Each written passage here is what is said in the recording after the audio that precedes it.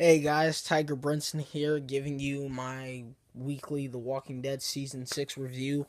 Today we're going to be talking about Episode 3 titled Thank You. I'm sorry this video is coming extremely late. I was trying to post it on Tuesday, but my iPad kept flipping out because my iPad's retarded. So, anyway, let's jump right into the review. Please enjoy. So in this episode, we got a Jon Snowish cliffhanger. Is Jon dead? Is Glenn dead? I don't think so. But hey, we got 2 weeks to theorize about that, so let's just get on with the review. We start out with Rick and the herd crew panicking from the horn. If you haven't noticed by now, the episodes are running concurrently, which is pretty cool because we're following multiple stories that directly affect each other. Except for one little plot hole. How did Morgan get to Alexandria so fast if they're supposedly miles away? I doubt he took a car because we see him run up to the truck on foot. But whatever. So after Morgan stops the horn, Rick decides to split everyone up. He'll use the RV to get in front of the herd, while Glenn and Michonne get the Alexandrians home to see what's gone wrong. So in this episode, Rick's journey is pretty awesome. We get a nice little Glenn callback when he calls Rick a dumbass, like he did in the pilot. This is obvious foreshadowing, but whatever. This part is important, but we'll get to that later. So Rick cuts his hand while killing two walkers, but makes it to the RV.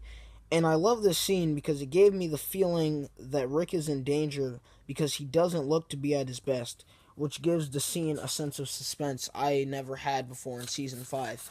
Even when Rick got into that fight with Pete, I knew Rick was going to win because Rick is a boss. I've seen Rick win all these fights. I've seen Rick like walk into a fight against three dudes and come out alive. So when Rick stops the RV and he's talking to Sasha and Abraham, the camera keeps showing us his back like someone's going to come out the bathroom. But then, bam! A wolf boots down the door and starts shooting at him. The same wolf Morgan let go. Oh my god.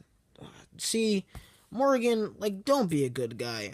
Have you not seen Game of Thrones? Being a good guy gets you killed. 10 out of 10, 10 out of 10. All the time.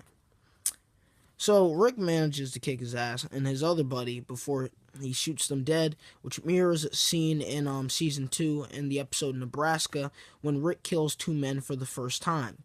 The remaining wolves from Alexandria try to get the drop on Rick and he murders them with an AK. Because that's my guy. As he starts the RV, he begins to cry, and this chokes me up because it proves that he feels every kill. This shuts up all the fans that say Rick is a murdering sociopath, because why would he be crying? He's crying because he doesn't want to kill people. He's crying because he's tired.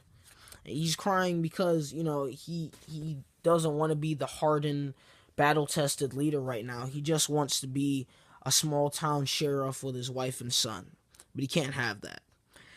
So, in a scene very similar to the end of the pilot episode, Rick becomes surrounded by walkers with no way out and no one to help him.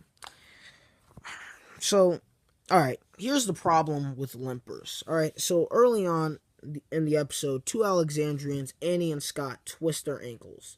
So I like to follow these small little rules. So, in a war movie, if you ever have a girlfriend or a wife back home, you're gonna die. In a horror movie, if you're a screaming blonde teenage white girl, you're gonna die. And in the zombie apocalypse, if you ever twist your ankle, you're going to be torn apart and eaten. The thing that bothers me is that the Alexandrians have no sense of self-preservation whatsoever. Annie doesn't even try to get up and is eaten almost immediately, and the guy who is mad at Rick somehow gets tackled by a walker, taken to the ground, and gets his throat torn out. Like, seriously. And now to part 3. The wolves seem to be no more. The wolves that Morgan let escape are all dead. The ones who attacked Alexandria are all dead. The W-Man is presumably kept a prisoner. It seems the big bad wolves were a minor annoyance to our core group, but at least we got some awesome fight scenes. I think this season is more about the Alexandrians growing as characters and becoming hardened. I mean, that scene with Jesse was awesome sauce, and Spencer learning Rosita's secret to survival was just great. Was just a great plot point. Most of our core casts have been fully developed, so we don't really need them to doubt themselves because they've been doing that for over 2 years now. Now's the time for our characters to pass on what they've learned from this world to others. Comic book readers know what I'm talking about, especially the Alexandrians in the Negan arc. And now to get to the topic at hand. Is Glenn Reed dead? Okay, so from the start of the episode, our buddy Nick was having panic attacks, only to be snapped out of it by Glenn. I knew Nicholas was going to die, but I thought he was going to go out like a boss. But no. He lived a cowardly douche, and he died less of a cowardly douche.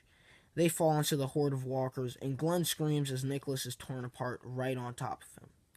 Okay, so number one. My dad pointed out that if Glenn was being eaten, he would be dead. He couldn't scream as they were pulling out lungs and his sternum from his chest. And two, if this is Glenn's death, I hate it so much. It's weak to kill off a core character at the start of a season, especially when said character has been around since Season 1, Episode 1. And you're going to give him a zombie death, and not only a zombie death, but an ambiguous zombie death. When Glenn dies, he needs to be celebrated.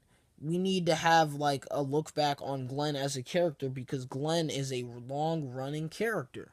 He's been around since the beginning. He saved our main protagonist. He is Rick Grimes' best friend, not Daryl. Glenn. Glenn is Rick's best friend. He loves Glenn like a brother. That's very obvious. And getting a little bit off topic here. In the original issue 100, Rick was supposed to be put into a position where he was forced to kill Glenn to save Carl. Now, this isn't as cool as Negan showing up and bashing his brains in front of everyone, but I think it would have really made us question Rick's comic book character.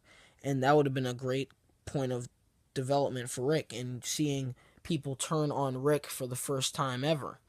And I kind of want that to happen in the show, where Rick's kind of forced to kill Glenn in No Way Out. I want Glenn to have Jesse's death, and I want Rick to be in that same situation. They're running off, and Glenn's getting eaten, and he's begging Rick for help, and Rick cuts off Glenn's hand to grab Carl, and they run off. That would be awesome. But no, we didn't get a death. Glenn got a Jon Snowish cliffhanger, a moment in TV where our main guy is put in harm's way, and our creators flip us off instead of giving us a straight-up answer. And yes, I just made that up. So long story short, Robert Kirkman can eat me. Okay, guys, this is going to get into some spoiler territory, so back out now if you don't want to learn what's probably going to happen in Season 6, or what's most definitely going to happen.